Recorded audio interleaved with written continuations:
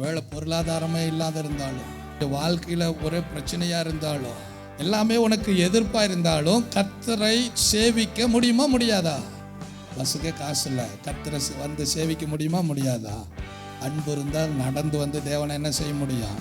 சூழ்நிலையே நமக்கு சாதகமா இல்லை, ஆனாலும் கர்த்தருடைய ஆலயத்துக்கு வந்து கர்த்தரை சேவிக்க முடியுமா முடியாதா?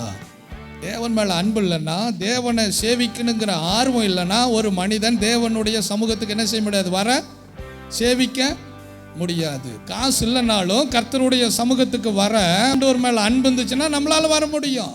பணம் இல்லைனாலும் தேவன் மேல அன்பு இருந்துச்சுன்னா, தேவனை ஆராதிக்கணும்னு பிரிய இருந்துச்சுன்னா, கர்த்தருடைய ஆலயத்துக்கு ஆராதிக்க வருவார்கள். சூழ்நிலை எதிர்ப்பா இருந்தது, சத்துருக்கள் நிறைய இருந்தாங்க, கங்கணம் விட்டுக்கிட்டே இருந்தாங்க. ஆனா கர்த்தரை சேவிக்க நான் போனது நிமித்தம் கர்த்தர் எனக்கு ஜீவனை தந்திருக்கிறார்.